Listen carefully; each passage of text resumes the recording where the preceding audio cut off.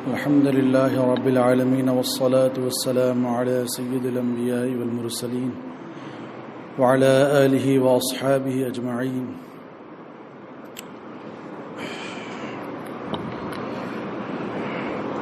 عن أبي رقية تميم بن أوس الداري رضي الله تعالى عنه أن النبي صلى الله تعالى عليه وسلم قال: الدين النصيحة. قلنا لمن؟ قال: لله ولكتابه ولرسوله ولأئمة المسلمين وعامتهم. صدق رسول اللہ صلی اللہ تعالی علیہ وسلم. ان پر درود جن کو حجر تک کریں سلام، ان پر سلام جن کو تحیت شجر کی ہے. آئیے بارگاہ رسالت میں آپ صلی اللہ تعالی علیہ وسلم میں حدیث درود و سلام پیش کریں. اللہم صلی علی سیدنا و نبینا و شفیعنا و حبیبنا و مولانا محمد و علی آلہ و اصحابہ وبارک وسلم. صلاۃ و سلام علیک یا سیدی یا رسول اللہ صلی اللہ تعالی علیہ وسلم. محترم حضرات،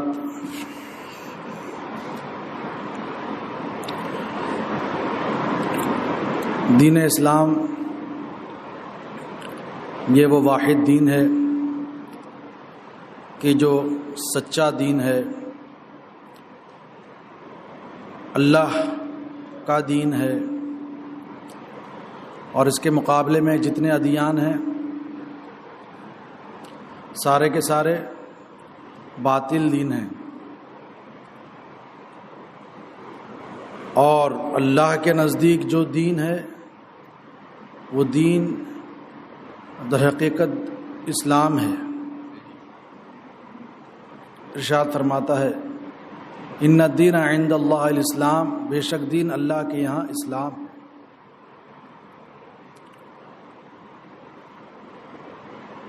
تو یہ اسلام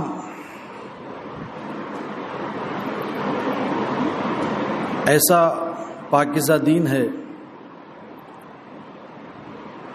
کہ سرکار دو عالم صلی اللہ تعالی علیہ وسلم ارشاد فرماتے ہیں: الدین والنصیحہ. دین نصیحت ہے، یعنی خیر خواہی ہے. النصیحہ یہ لفظ ان الفاظ میں سے ہے جن کو جوامع الکلم کہا جاتا ہے، یعنی الفاظ تھوڑے ہوتے ہیں مگر ان کا معنی بہت وسیع ہوتا ہے، ان کا مفہوم بہت وسیع ہوتا ہے.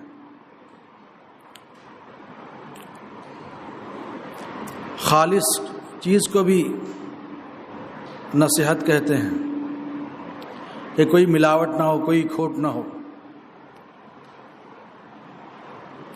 اور اخلاص کے معنی میں بھی ہے،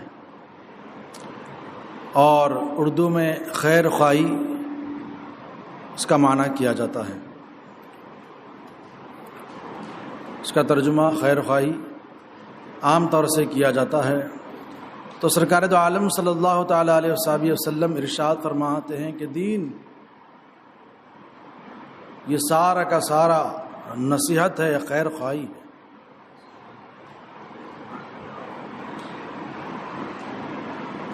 صحابہ اکرام نے عرض کیا: لمن، کس کے لیے؟ تو حضور نے ارشاد فرمایا: للہ. یہ دین نصیحت ہے، خیر خواہی ہے کس کی؟ اللہ کی، ولی رسول ہی، اور اس کے رسول کی، اور اس کی کتاب کی، اور ائمہ مسلمین کی، اور عام لوگوں کی خیر خواہی. سرکار دو عالم صلی اللہ تعالی علیہ وسلم نے یہ جواب ارشاد فرما کر آپ نے سب کچھ اس کے اندر سمو دیا کہ اللہ کے لیے بھی ہے، اللہ کے بھیجے ہوئے رسولوں کے لیے بھی، یعنی یہ نصیحت اللہ کے لیے، اللہ کے رسول کے لیے اور قرآن کے لیے، ائمہ مسلمین کے لیے اور سارے مسلمانوں کے لیے۔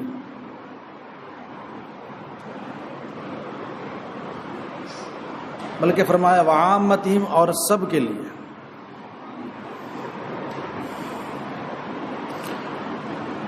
تو عام طور سے دین سمجھا جاتا ہے صرف عبادت کو، کہ ذکر و اذکار کر لیا جائے، نماز پڑھ لی جائے، اور اخلاقیات کو، بس یہیں تک کہ دین سمجھا جاتا ہے۔ اس کے علاوہ اور دوسرے جو معاملات ہیں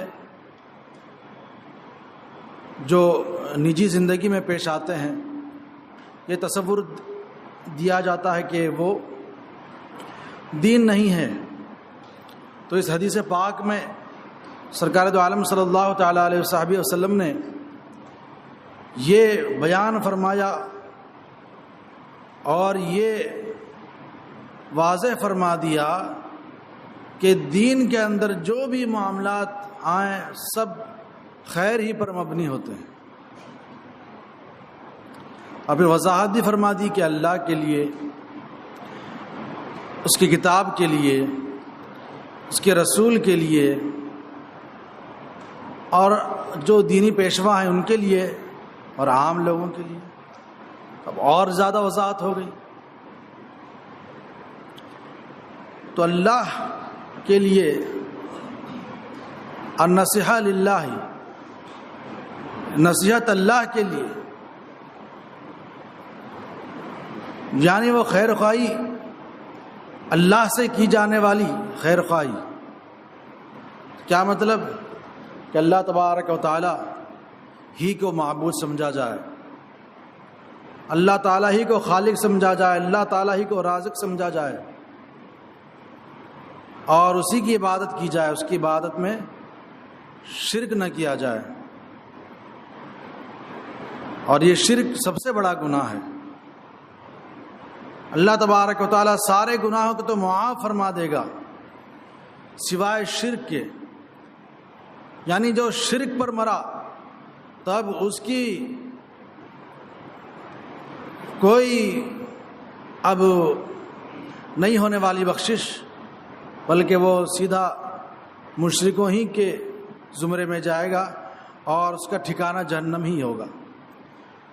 قرآن پاک میں فرماتا ہے ان اللہ لا یغفر ان یشرک بہ ویغفر ما دون ذلک لمن یشاء، بے شک اللہ شرک کو نہیں بخشے گا، اس کے نیچے جو کچھ ہے اس کو بخش دے گا۔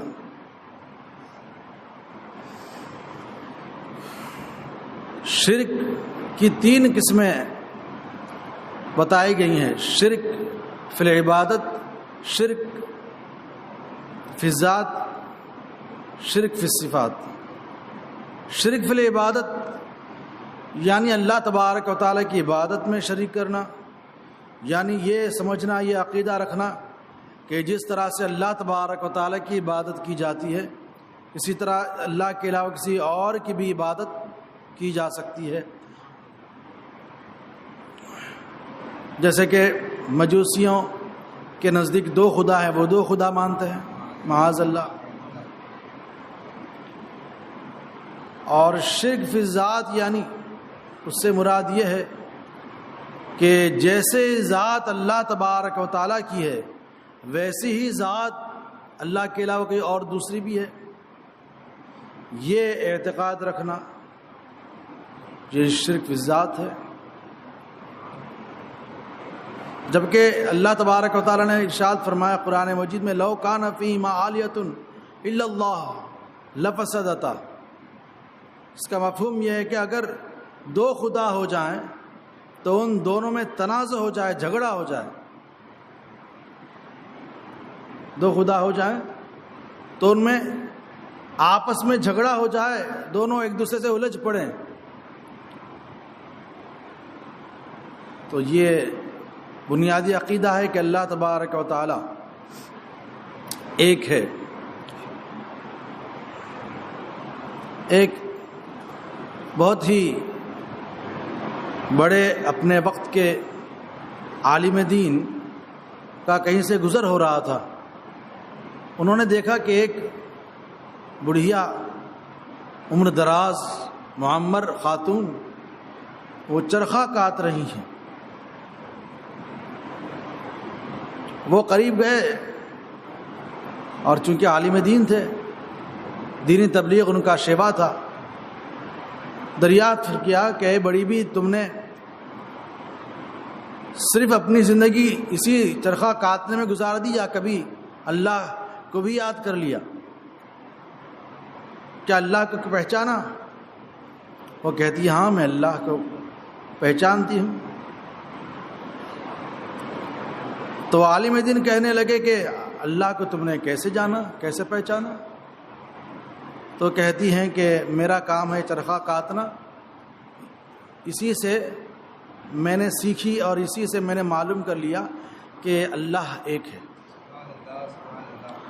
وہ عالم دین تعجب سے پوچھنے لگے کہ ایسا کیسے؟ تو اس نے کہا کہ یہ چرخہ ہے جس کو میں چلاتی ہوں، اور اس کی چلانے والی صرف واحد میں ہوں، اور اس کو چلا رہی ہوں تو یہ چلتا ہے اور اپنی رفتار پر چلتا ہے۔ اگر میرے علاوہ بھی اس کو کوئی چلانے والا آ جائے تو وہ اپنے طور پر چلانے کی کوشش کرے گا، میں اپنے طور پر چلانے کی کوشش کروں گی۔ اس طرح سے یہ چرخہ چل نہیں پائے گا اور یہ ٹوٹ کر رہ جائے گا، بکھر جائے گا۔ اسی سے میں نے یہ سمجھ لیا کہ اللہ تبارک و تعالی جو یہ آسمان و زمین کا جو نظام چلا رہا ہے وہ کوئی ہستی ہے اور وہ صرف ایک ہی ہے، ورنہ نظام دنیا درہم برہم ہو جائے۔ تو شرک فی ذات یہ ہے کہ اللہ تبارک و تعالی کے علاوہ بھی کسی کو ایسا جانے اور مانے، اور پھر شرک فی صفات، شرک فی صفات یہ ہے کہ یہ عقیدہ رکھے کہ جیسی صفتیں اللہ تبارک و تعالیٰ کی ہیں ایسی ہی کسی اور کی بھی ہے، اور بھی کوئی ذات ہے کہ جس کی صفت ہے ایسی جیسے اللہ تبارک و تعالیٰ کی ہے، جبکہ اللہ تبارک و تعالیٰ کی صفات اور عام لوگوں کی صفات ایک نہیں ہو سکتی۔ اللہ کا دیکھنا بے مثال، اللہ کا سننا بے مثال، اس کا علم بے مثال، اس کی قدرت بے مثال، روزی دینا بے مثال۔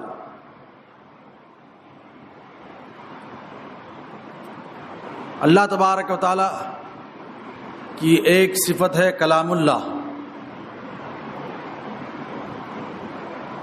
تو کلام اللہ یہ اللہ کی صفتوں میں سے ایک صفت ہے، تو اس کو جو مخلوق مانے وہ کافر ہے۔ حضرت امام احمد بن حنبل رضی اللہ تعالیٰ عنہ اسی عقیدے پر قائم و دائم تھے، یہاں تک کہ بادشاہ نے زجر و توبیخ کی اور مظالم ڈھائے، مگر آپ نے دم آخر تک یہی کہا کہ قرآن جو ہے اللہ کا کلام ہے، اللہ کی صفت ہے، مخلوق نہیں ہے۔ اب اس کو سمجھنا بھی ضروری ہے کہ قرآن مخلوق ہے یا اللہ کی صفت ہے۔ مخلوق یعنی پیدا کیا ہوا، بنایا ہوا۔ تو یہ جو قرآن صفحوں کے اندر ہے جس کو ہم پڑھتے ہیں، جو کاغذ کا بنا ہوا ہے کہ اگر پانی میں چلا جائے تو بھیگ جائے گا، اگر آگ لگ جائے جل جائے گا، تو یہ کہنا کہ قرآن جو ہے مخلوق نہیں، یہ تو بات سمجھ سے باہر ہے، کیونکہ قرآن باقاعدہ کارخانے میں بنتے ہیں، چھپائی ہوتی ہے، تو اس کے اندر جو سیاہی ہے وہ بھی انسان نے بنایا، کاغذ انسان نے بنایا۔ کیا مطلب؟ تو یہ ایک ایسا پیچیدہ مسئلہ تھا کہ تنویر الابصار نامی کتاب جو متن ہے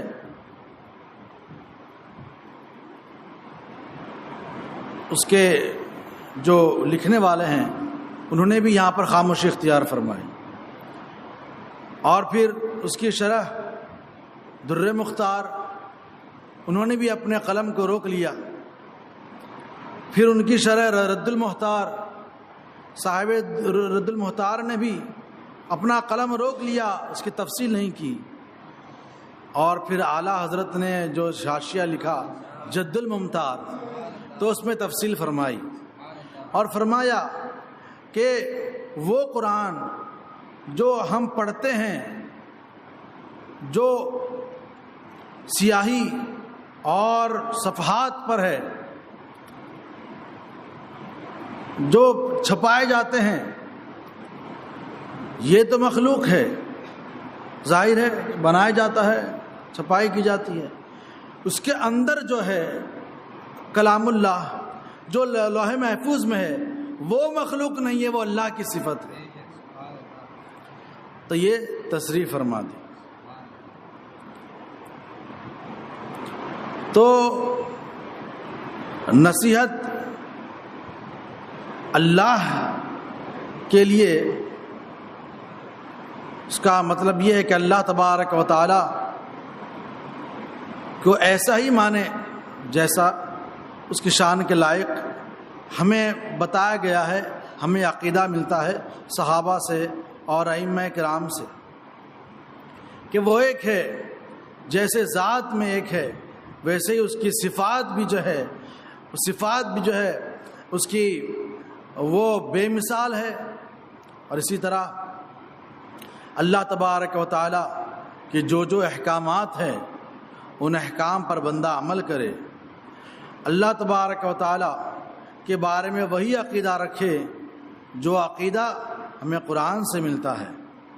یا اللہ تبارک و تعالی کے بارے میں ان وہابیوں کا یہ عقیدہ ہے کہ اللہ جھوٹ بول سکتا ہے، جو جھوٹ بولتا نہیں ہے مگر جھوٹ بول سکتا ہے، معاذ اللہ۔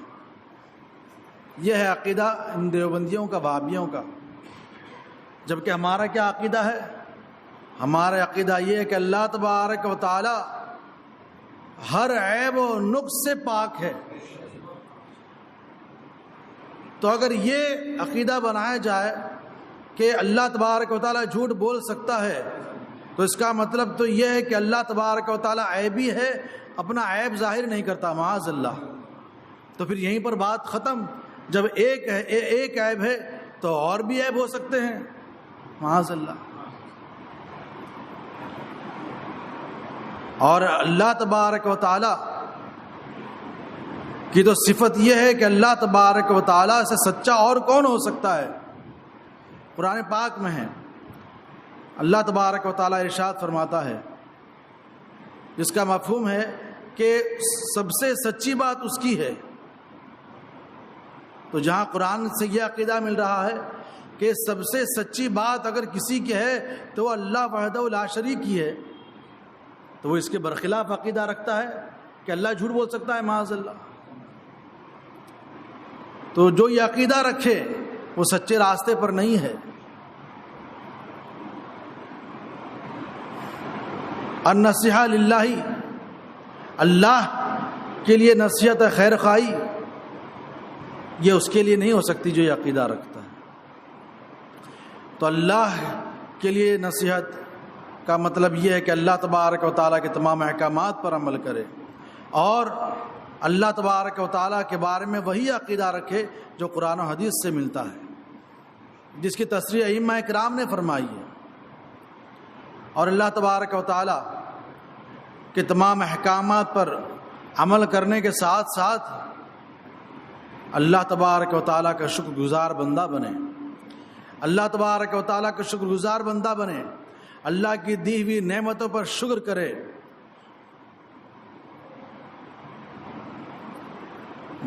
ولی کتاب ہی، اور اللہ کی کتاب کے لیے نصیحت۔ اس کا مطلب یہ ہے کہ قرآن پاک کو پڑھا جائے، اس کو سمجھا جائے، اس کو جو صحیح معنی و مفاہیم ہے اسی پر عقیدہ رکھے کہ قرآن ہی کو پڑھ کر جہاں کچھ لوگ ہدایت پائیں گے وہیں اس قرآن کو پڑھ کر کچھ لوگ گمراہ ہو جائیں گے. یہ قرآن بتاتا یضل بھی کثیرا ویہدی بھی کثیرا. اسی کے ذریعے بہت سے لوگ گمراہ ہو جائیں گے اور اسی کے ذریعے بہت سے لوگ ہدایت پائے جائیں گے. تو آپ دیکھیں قرآن پاک کی تفسیر لکھنے والے علماء مقدمین ہوئے، مؤخرین ہوا، مگر ایک وہ بھی وقت آیا کہ وہابیوں نے تفسیر لکھنی شروع کی، تب کچھ کا کچھ کر دیے. قرآن کی تفسیر ہے، قرآن کی تفسیر باور کراتے ہیں، مگر وہ بعض مقامات پر ایسی انہوں نے تفسیر کی ہے کہ اگر جس کا عقیدہ رکھے تو آدمی کافر ہو جائے. جہاں صحابہ کرام کا ذکر آیا گستاخانہ تفسیر کی. اس طرح سے یا تو وہ تفسیر پڑھ کر آدمی کافر ہو جائے یا گمراہ ہو جائے. وہیں پر کنز الایمان، خزائن العرفان جیسی تفسیریں، یہ بھی مؤخرین کی تفسیریں ہیں، اردو زبانوں میں ہیں، مگر یہ وہی تفسیریں ہیں، انہی تفاسیر کا خلاصہ ہے جو مفسرین مقدمین ہوئے، مؤخرین ہوئے، انہی کی ترجمانی کی. تو قرآن پاک پر صحیح طور پر عمل کیا جائے، اس کے جو صحیح مفاہیم ہے اسی پر عقیدہ رکھا جائے، اور قرآن پاک کے اندر غور و فکر کرے. صرف قرآن پاک اسی لیے نہ رکھے کہ وہ اپنے گھر میں زینت کے طور پر اوپر طاق میں رکھ دیا جائے، نہیں، بلکہ قرآن پاک کو پڑھے اور صحیح پڑھانے والے سے پڑھے اور اس کا درس لے، اور قرآن پاک کے اندر غور و فکر کرے. جہاں اللہ تبارک و تعالیٰ کی نعمتوں کا ذکر آئے ان میں تدبر کرے، فکر کرے، تفکر سے قرآن پاک کو پڑھے. یہ قرآن کا حق ہے.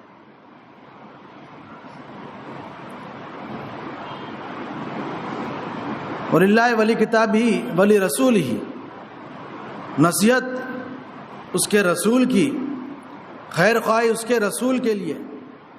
اس کا مطلب، اس کا معنی یہ ہے کہ اللہ کے رسول صلی اللہ تعالیٰ علیہ وسلم، نبی آخر الزماں حضور اقدس محمد مصطفیٰ صلی اللہ تعالیٰ علیہ وسلم اور جتنے انبیاء کرام تشریف لائے ان کے بارے میں جب اپنی زبان کھولے تو ذکر خیر ہی سے اپنی زبان پر ان کا نام لیا جائے. عاجزی کا پہلو بچھاتے ہوئے ان کے القابات کے ساتھ ان کو یاد کیا جائے. حضرت آدم علیہ السلام کے متعلق لوگوں میں یہی بات ہے، لوگوں کے ذہنوں میں یہی ہے کہ ان سے غلطی صادر ہوئی، ان سے بھول ہوئی، معاذ اللہ رب العالمین. تو یہاں ہمیں کیا حکم ہے؟ ہمیں حکم یہ ہے کہ جہاں قرآن پاک میں وہ آیت پڑھے، اس آیت کی تلاوت کی جائے جس میں وہ ذکر ہے کہ حضرت آدم علیہ السلام نے وہ گندم کا دانہ تناول فرمایا تھا، تو بس وہیں تک محدود رکھے تلاوت، ذکر وہیں تک محدود رکھے، اس پر کچھ تبصرہ نہ کرے، اپنے قیاس کو نہ دوڑائے، قیاس آرائیاں نہ کرے. ہمارے لیے یہ حکم ہے. انبیاء کرام کی شان میں جو بھی بات کرے ان کا ذکر کرے، خیر کے ساتھ کرے، شر کے ساتھ نہ کرے. انبیاء کرام میں درجات ہیں. اللہ تبارک و تعالیٰ ارشاد فرماتا ہے تلک رسل فضلنا بعضهم علی بعض، کہ یہ رسول ہیں کہ ہم نے ان میں ایک کو دوسرے پر فضیلت عطا فرمائی. تو اب فضیلت بیان کرنے میں ایسا بھی نہ ہو کہ ایک نبی کی فضیلت بیان کرنے کے لیے دوسرے نبی کی تذلیل کر رہے، ایسا بھی نہ کرے کہ سارے نبیوں کے امام، سارے رسولوں کے امام ہم سب کے آقا و مولا حضور اقدس محمد مصطفیٰ صلی اللہ تعالیٰ علیہ وسلم ہیں. اللہ تبارک و تعالیٰ نے نبیوں پر انہیں درج و فضیلت عطا فرمائی. تو حضور کی فضیلت ادا کرنے میں بھی اس بات کو دخل انداز نہ کرے کہ کسی نبی کی توہین ہو جائے۔ اللہ تبارک و تعالی نے حضور اکرم صلی اللہ تعالی علیہ وسلم کو ہر وصف میں بے مثال بنایا، اور تمام انبیاء کرام میں جو بھی اوصاف تھے، تمام انبیاء کرام نے جو بھی معجزات لے کر آئے، سرکار علیہ الصلوۃ والسلام کی ذات بابرکات میں ان تمام بھلائیوں کو، ان تمام معجزات کو سما دیا۔ حضرت ادریس علیہ الصلوۃ والسلام کو اللہ تبارک و تعالیٰ نے آسمانوں پر اٹھایا،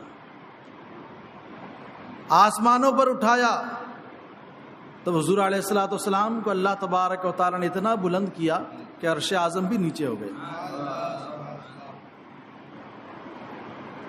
حضرت ادریس علیہ الصلوۃ والسلام کو عرش پر ساتویں آسمان پر اٹھایا، چوتھے آسمان پر۔ اس کا واقعہ بڑا دلچسپ ہے۔ حضرت ادریس علیہ الصلوۃ والسلام نے موت کے فرشتے حضرت اسرائیل علیہ الصلوۃ والسلام سے مخاطب ہو کر فرمایا کہ تم میری روح نکال۔ اب نبی کا حکم ہے، حضرت اسرائیل علیہ الصلوۃ والسلام نے حکم کے مطابق روح نکال دی، اور یہ بھی فرمایا تھا کہ روح نکلنے کے بعد فوراً ڈال دینا۔ روح نکالی اور پھر سے روح جسم کے اندر ڈال دی۔ پھر حکم ہوا حضرت ادریس کا کہ مجھے جنت کی سیر کرائی جائے۔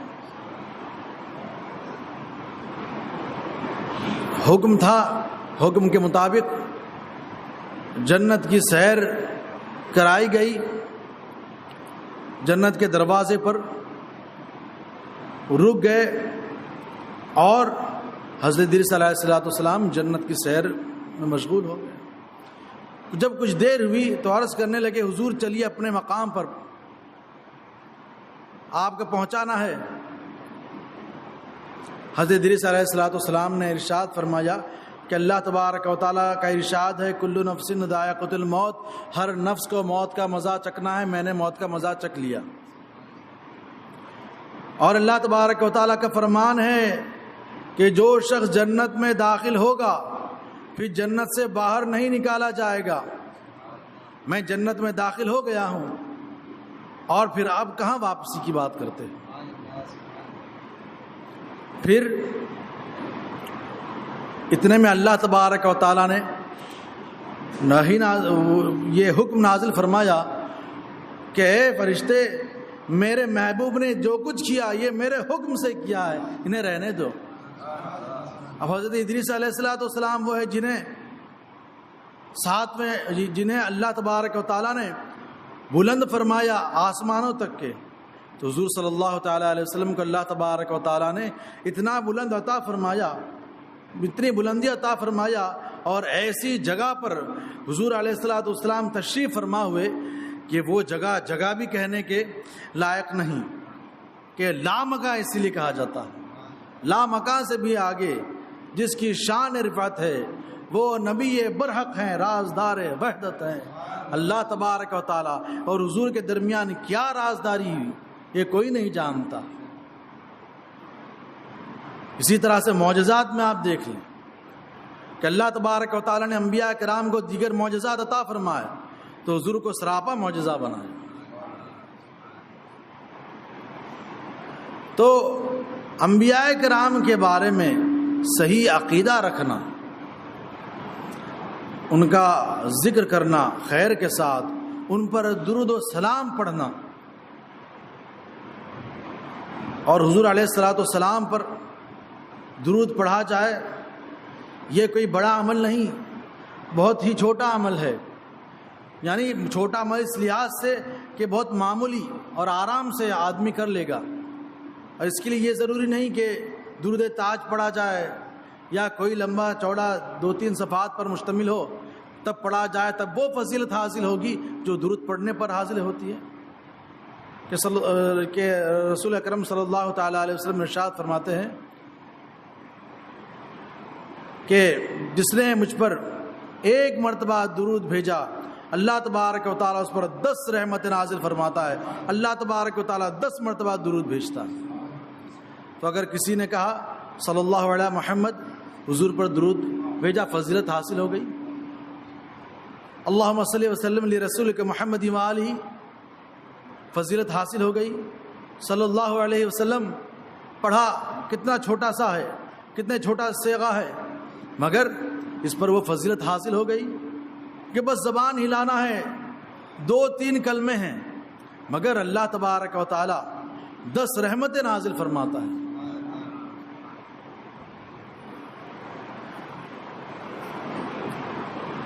اور اسی طرح اگر ہم دیکھیں تو بہت سے ایسے عمل ہیں کہ بظاہر بہت چھوٹے ہیں، مگر اس پر اللہ تبارک و تعالی ڈھیروں ثواب عطا فرماتا ہے۔ اب وضو کرنا یہ کیا ہے؟ اپنے ہاتھ پیر منہ دھونا، بس یہی تو ہے۔ حضرت عثمان غنی ذو النورین رضی اللہ تعالیٰ عنہ سے روایت ہے، فرماتے ہیں کہ رسول اکرم صلی اللہ تعالیٰ علیہ وسلم نے ارشاد فرمایا کہ جس نے وضو کیا اور اچھے طریقے پر وضو کیا، اللہ تبارک و تعالیٰ اس کی تمام خطائیں اس کے جسم سے نکال دیتا ہے، یہاں تک کہ ناخنوں کے پوروں کے نیچے سے۔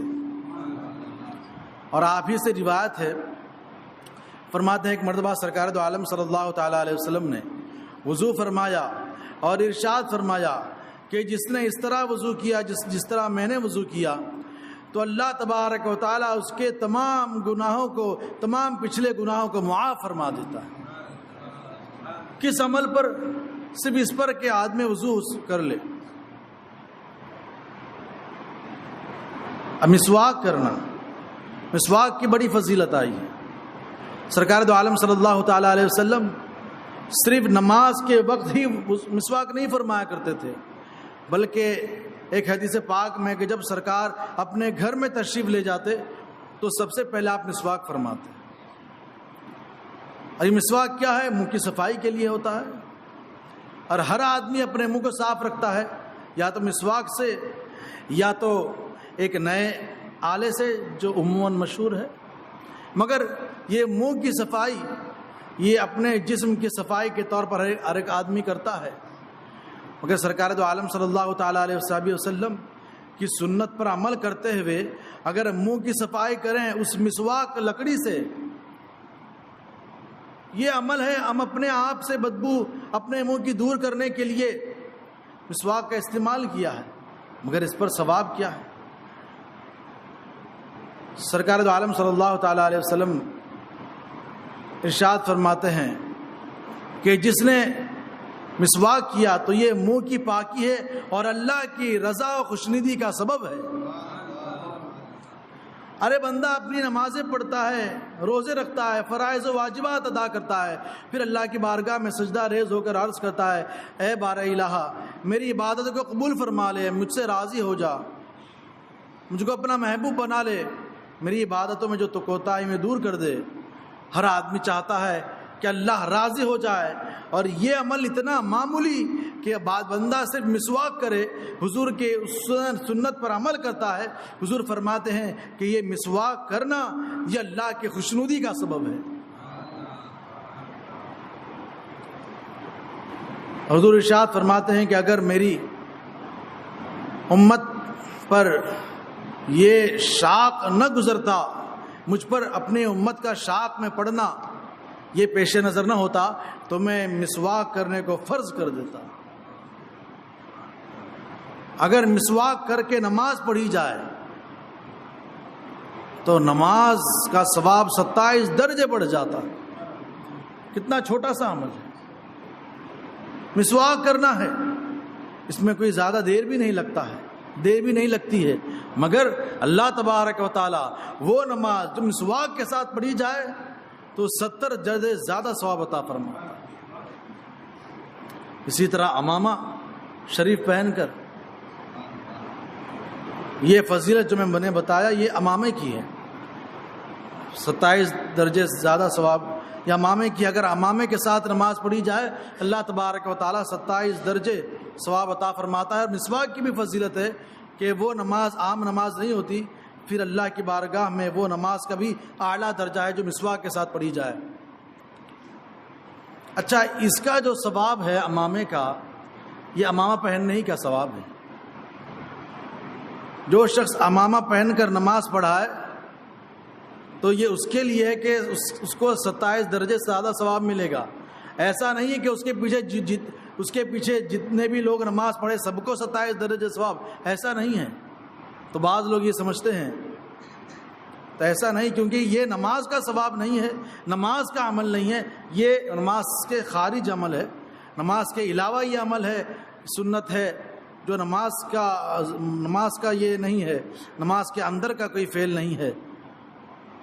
اسی طرح سے آپ دیکھتے جائیں، اگر ہم وضو کرتے ہیں، وضو کرنا یہ سنت ہے۔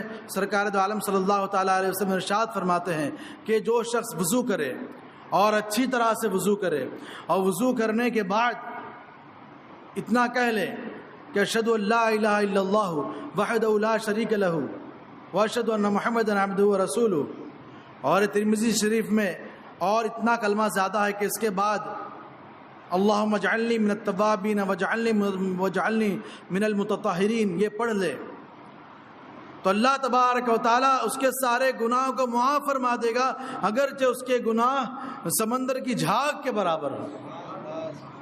یعنی کتنے ہی زیادہ اس کے گناہ ہو، اللہ تبارک و تعالیٰ اس کے سارے گناہوں کو معاف فرما دے گا۔ کیا عمل ہے؟ صرف یہ جملہ اپنے زبان پر لانا ہے وضو کرنے کے بعد۔ تو دیکھیں کتنا چھوٹا سا عمل ہے۔ اسی طرح سے آپ دیکھیں گے تو کتنے ایسے عمل ہیں کہ ہم بہت ہی آسانی کے ساتھ کر لیں گے، مگر اللہ تبارک و تعالیٰ کی جانب سے اس کی بڑی بشارتیں ہیں، بڑا ثواب ہے۔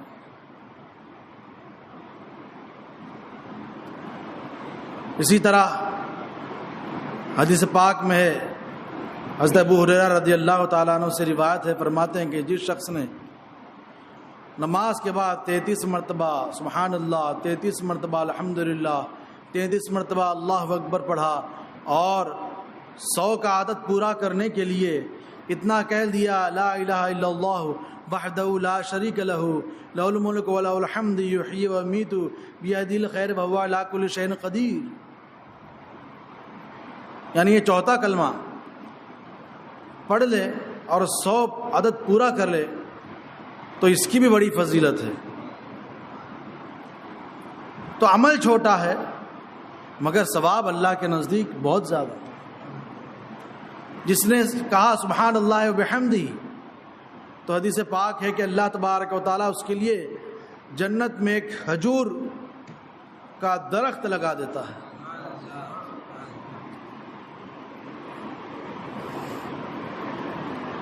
تو میں یہ عرض کر رہا تھا کہ دین اسلام کی جو باتیں سرکار دو عالم صلی اللہ تعالیٰ علیہ وسلم نے لائی ہیں اور اس امت محمدیہ صلی اللہ تعالیٰ علیہ وسلم پر چھوٹے چھوٹے عمل پر اتنا ثواب ہے، تو رسول اعظم صلی اللہ تعالیٰ علیہ وسلم کی بارگاہ میں آپ کی بارگاہ کا ادب اور آپ سے محبت کرنے کا تقاضا اور نصیحت یہ ہے کہ وہ حضور کی لائی ہوئی تمام باتوں کو اپنائے، حضور سے محبت کرے، حضور کی بارگاہ میں تعظیم والا پہلو بچھائے، اور جو حضور سے گستاخی کرے اس سے قطع تعلق کر دے۔ اب دیکھیں کہ سرکار دو عالم صلی اللہ تعالیٰ علیہ وسلم نے مزید وضاحت فرما دی۔ پہلے تو یہ فرمایا کہ الدین والنصیحہ، یہ دین خیر خواہی ہے سارا کا سارا، لیکن جب صحابہ نے پوچھا تو حضور نے گنائے، تو گنانے میں اللہ تبارک و تعالیٰ نے فرمایا کہ وللہ، اس کے لیے، اس کے رب کے لیے، اللہ کے لیے، ولی کتاب ہی، اس کی کتاب کے لیے، اس کے رسول کے لیے۔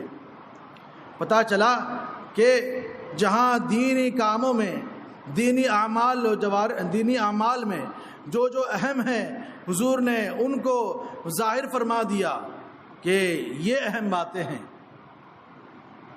اب نماز پڑھنے کا درس تو سب دیتے ہیں کہ نماز پڑھو، نماز پڑھو، روزہ رکھو، جماعت ادھر سے ادھر لے جاتے ہیں اور ادھر سے ادھر جماعت لانے لے جانے میں مسجد میں کھاتے پیتے پتہ نہیں کتنے گناہ کما لیتے ہیں، اور پھر بہت خوشی سے آ کر کہتے ہیں کہ 40 دن گئے تھے جماعت میں، پتہ نہیں کتنے گناہ کما کر آیا،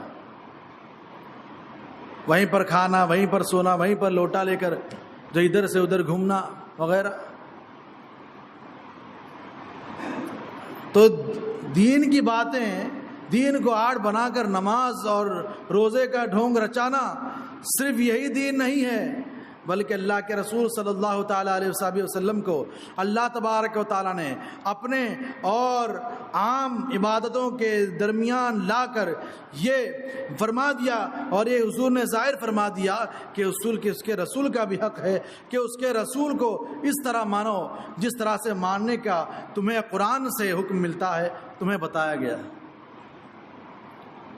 اور اس کے بعد فرمایا ولی ائمۃ المسلمین، اور نصیحت ہے دین ائمہ مسلمین کے لیے۔ ائمہ مسلمین میں سارے وہ مقدس حضرات آ گئے جن سے ہمیں دین حاصل ہوا ہے، صحابہ کرام، صحابہ کرام کے بعد تابعین، پھر تبع تابعین، ائمہ مجتہدین، مفسرین، محدثین، فقہاء، مبلغین، یہ سارے ائمہ مسلمین میں آ گئے، یہاں تک کہ دینی پیشوا، رہنما جو واعظ و نصیحت سے علماء کرام لوگوں کو راہ راست پر لانے کی طرف کوشاں ہیں، یہ تمام ائمہ مسلمین میں آ گئے۔ تو ان کا بھی حق ادا کرو اور ان کی عظمت کا اظہار کرو، ایسا نہیں کہ انہیں بالکل جو ہے وہ یوں سمجھو کہ ان کی کوئی حیثیت ہی نہیں۔ علماء کا بڑا امت محمدیہ میں فضل و شرف ہے کہ جو علماء ہیں یہ سرکار دو عالم صلی اللہ تعالیٰ علیہ وسلم کے نائب ہوتے ہیں۔ آپ دیکھیں کہ حضرت آدم علیہ السلام کو اللہ تبارک و تعالیٰ نے نبی بنا کر بھیجا، آپ ہی سب سے پہلے آدمی، آپ سب سے پہلے بھیجے گئے نبی ہیں۔ تو ایسا نہیں ہوا کہ حضرت آدم علیہ السلام بھیجے گئے پھر اس کے بعد کوئی نبی نہیں آیا، بس وہی تعلیم جو حضرت آدم علیہ السلام نے دی تھی اسی کی نشر و اشاعت کرتے ہوئے دور چل رہا ہے۔ نہیں، اور بھی نبی انبیاء کرام آئے۔ کتنے انبیاء کرام آئے بتا سکتا ہے کوئی؟ 1,24,000، یہی تو بات ہے، 1,24,000 ہم یہ یاد رکھتے ہیں عدد، مگر جو کہا جاتا ہے اصل میں جو پورا جملہ ہے وہ یہ کہ 1,24,000 یا 2,24,000 کم و بیش۔ کیا مطلب اس کا؟ ارے دراصل مسئلہ یہ ہے کہ انبیاء کرام کی تعداد مقرر کرنا جائز نہیں ہے، کیونکہ یہ احتمال ہے کہ آپ نے کوئی ایک تعداد مقرر کر لی تو کفر ہو جائے۔ کیسے کفر ہو جائے؟ مثال کے طور پر 2 لاکھ انبیاء کرام روئے زمین پر تشریف لائے اور ہم نے یہ عقیدہ رکھا کہ 2 لاکھ اور اس کے اوپر 1 نبی آئے، تو غیر نبی کو نبی شمار کیا اور یہ کفر ہے۔ اسی طرح مثال کے طور پر جتنے آئے ان کی تعداد 2 لاکھ ہے اور ہم نے یہ عقیدہ رکھا کہ 2 لاکھ میں 1 کم نبی تشریف لائے، تو 1 نبی کو نبی نہ ماننا لازم آیا اور یہ کفر ہے۔ تو انبیاء کرام کی تعداد مقرر کرنا جائز نہیں، یہ کہہ لیا جائے کہ انبیاء کرام آئے جتنے بھی آئے اس پر ہمارا ایمان ہے۔ ہاں، تو میں یہ عرض کر رہا تھا کہ ائمہ مسلمین میں صحابہ کرام سے لے کر علماء اعظام جو دین کی تبلیغ کرتے ہیں سب آ گئے، تو سب کو جو ہے عزت کی نگاہ سے دیکھنا ہے۔ کچھ لوگ یہ بھی کہتے ہوئے ملے ہیں کہ پہلے کے علماء بہت اچھے ہوتے تھے اور آج کے تو ایسے معاذ اللہ رب العالمین، بندہ بہت آسانی سے یہ کہہ گیا مگر اس کو معلوم نہیں یہ کہہ کر وہ گمراہیت والا عمل کیا۔ ارے اس وقت کے علماء بہت اچھے ہیں، اور قیامت تک کے جتنے علماء آئیں گے سب بہت اچھے ہیں، اور سب جو ہے نبی اعظم صلی اللہ تعالی علیہ وسلم کے نائبین ہیں۔ یہ عقیدہ رکھو۔ رہے وہ جو علماء کے نام پر بدعقیدگی پھیلاتے ہیں، ان کی صراحت کر دی گئی، علماء ایسو کہا گیا، لیکن آج چلتے پھرتے کسی امام کے بارے میں، کسی عالم دین کے بارے میں، کسی واعظ اور مقرر کے بارے میں یہ کہہ دینا کہ اس کی کوئی حیثیت نہیں ہے، ایسا کہنا آدمی کو کفر کی تک لے جاتا ہے۔ کوئی بھی اپنے طرف سے کچھ بھی خیالات کسی کے بارے میں گڑھ لے، یہ جائز نہیں ہے۔ عام مسلمانوں کے بارے میں حکم ہے کہ ہم اچھا گمان رکھیں۔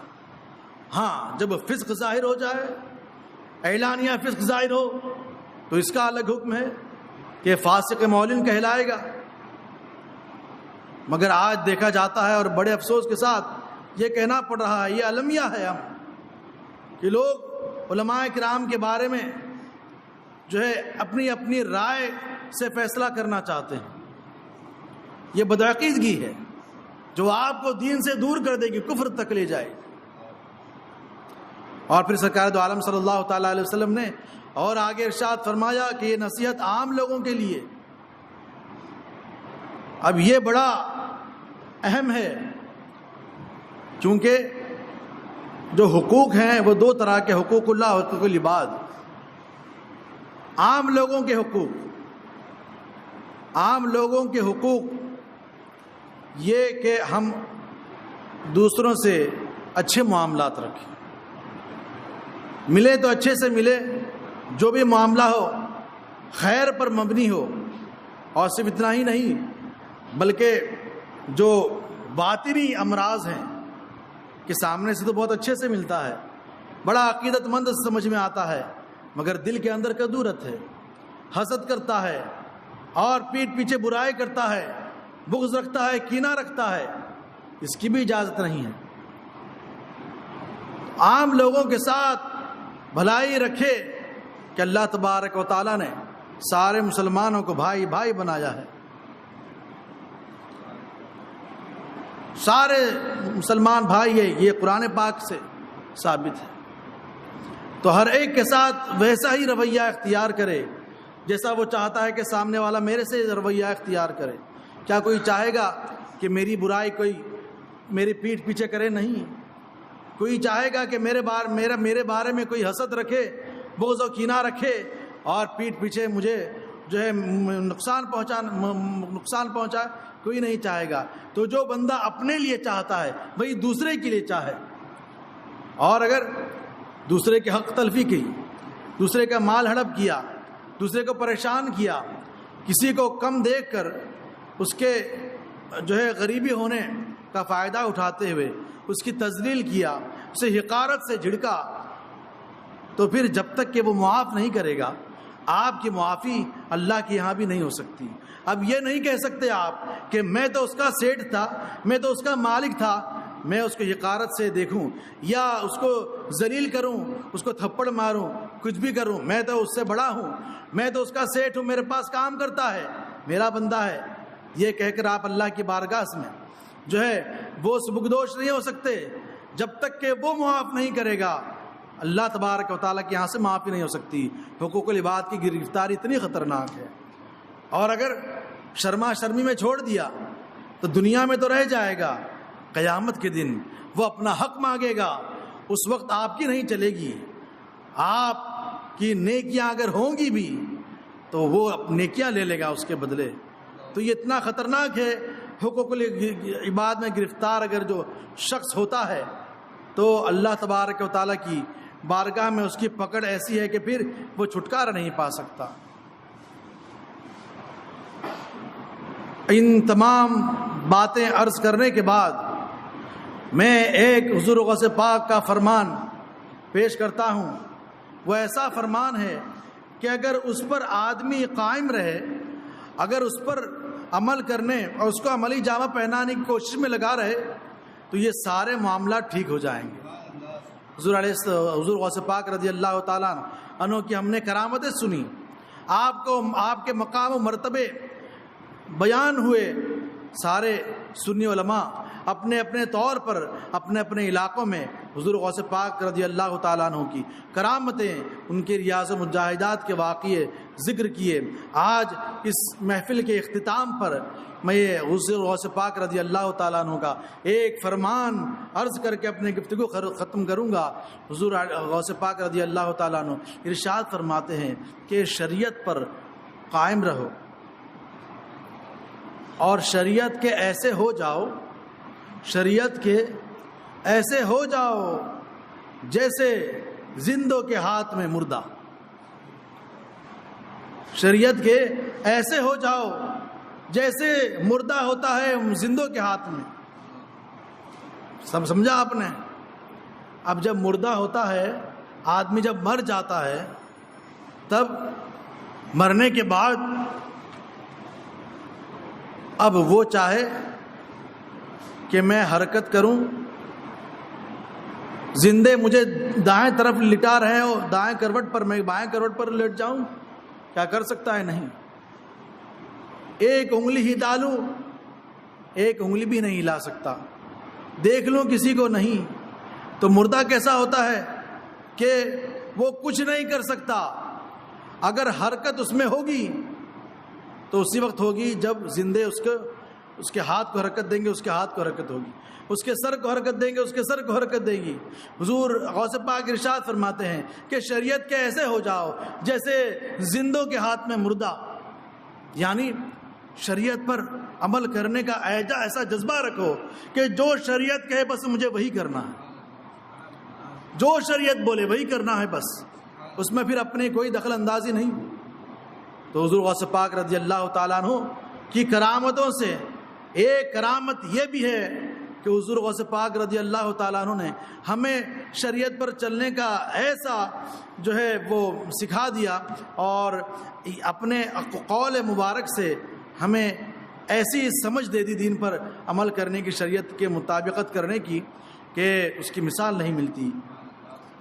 تو شریعت جو ہے چونکہ یہ سب پر بھاری ہے، شریعت ہر ایک کے لیے ہے، عالم ہو یا جاہل ہو، بڑا ہو یا چھوٹا ہو، سید ہو یا غیر سید ہو، عالم ہو یا اپنے وقت کا علامہ الدہر کیوں نہ ہو، شریعت کے احکام ہے تو جیسے عام آدمی کے لیے ویسے ہی عالم دین کے لیے ہے، ویسے ہی خانقاہی شخص کے لیے ہے، ویسے ہی ایک غریب کے لیے، ویسے ہی امیر کے لیے ہے۔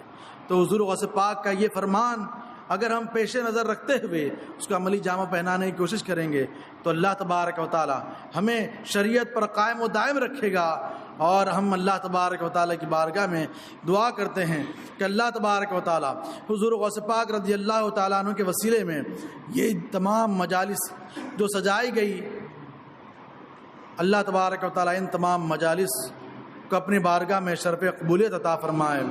اس کے بجا لانے میں جو بھی عمدن یا سیون جس طرح کی کوئی غلطی صادر ہوئی ہو ہم سے، اللہ تبارک و تعالیٰ اسے معاف فرمائے اور اپنی بارگاہ میں بخشش کا اس کو ذریعہ بنائے، اور اس کے سجانے میں دامے درمے سخنے جس طرح سے بھی جس نے حصہ لیا، اللہ تبارک و تعالیٰ تمام کو اس کی برکتوں سے مالا مال فرمائے۔ بالخصوص عالی جناب عرفان صاحب اور افضل صاحب، یہ شروع سے آخر تک آتے بھی رہے اور بڑا تعاون رہا، اللہ تبارک و تعالیٰ ان کی کوششوں کو قبول فرمائے اور اس کار خیر کو تادم حیات عملی جامہ پہنانے کی کوشش کرتے رہیں، اسلام اور سنت پر اللہ تبارک و تعالیٰ زندہ رکھے، اسی پر ہمارا خاتمہ فرمائے۔ سبحانک اللہم و بحمدک لا الہ الا انت استغفرک و اتوب الیک برحمتک یا رحمن۔